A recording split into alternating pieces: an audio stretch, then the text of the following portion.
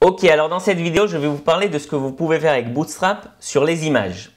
Ok, donc première chose, il nous faut une image.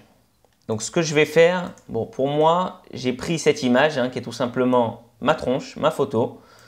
Je vous l'ai mis dans la description du cours si vous n'avez pas d'image, mais vous pouvez prendre n'importe quelle image, que ce soit une image même qui est online directement.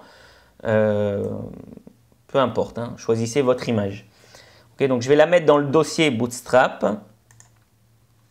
Et maintenant, on va tout simplement la mettre sur notre page index.html avec le tag img comme image, source, donc mi.jpg. C'est l'image que j'ai choisie. Ok, je rafraîchis ma page et voilà, me voilà.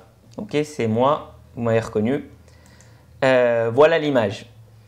Ok, donc maintenant j'aimerais vous montrer des choses qu'on peut faire tout simplement, lui amener un peu de style à cette image avec Bootstrap. Si je viens et que j'utilise une classe qui s'appelle img rounded. Excusez-moi pour mon accent anglais pas terrible, rounded, ok, tout simplement arrondi. Et je vais en mettre une dans laquelle je mets rien.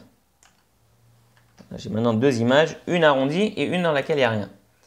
Et donc vous voyez la différence. Ici les bords sont arrondis dans la première et dans la deuxième les bords sont carrés, droits. Maintenant une autre classe CSS qui peut nous être utile, c'est carrément img circle qui rend l'image tout simplement plus qu'arrondie en forme de cercle, ok, en rond. Et une autre que moi j'aime bien utiliser, c'est img thumbnail. Thumbnail en anglais, ça veut dire une vignette, ok. Vous voyez, ça m'a donné un petit bord gris comme ça, un petit peu arrondi et assez joli, je trouve. Donc vous pouvez utiliser ça même souvent pour faire des galeries de photos ou des choses comme ça, c'est très joli. Ok, donc ça c'est grâce à Bootstrap. Ces trois classes que je viens de vous montrer, c'est grâce à Bootstrap. Maintenant, bon, on va supprimer la première. Voilà, on va laisser juste voilà, notre image tout court. Et j'aimerais vous montrer que, vous voyez, si je rapetissis notre fenêtre de notre navigateur et que tout d'un coup j'arrive dans les résolutions qui ressemblent plus, voilà, qui vont être même plus petites que la largeur de l'image, et ben mon image elle est coupée. Or j'ai pas envie qu'elle soit coupée, j'ai pas envie que quelqu'un qui voit ça par exemple sur un téléphone, et ben il voit l'image coupée parce que la résolution de son téléphone, la taille de son écran dans son téléphone est petite, plus petite que la largeur de l'image. Donc pour ça, il y a une classe qu'a donnée Bootstrap qui s'appelle img responsive.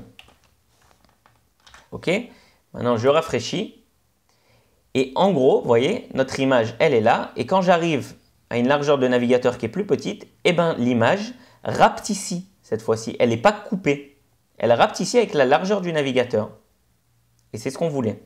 Ok, donc ça c'est pas mal aussi utilisé. En gros, ça donne les arguments CSS max width égale à 100%. Donc ça veut dire que la largeur maximale de notre image sera de 100% de son parent.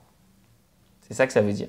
Ça donne aussi height, la hauteur de l'image en auto, que la hauteur sait se mettre en fonction de la largeur directement. Ok ? Donc voilà, c'est pas mal utilisé tout ce que je vous ai montré dans cet épisode sur ce que l'on peut faire avec les images avec Bootstrap.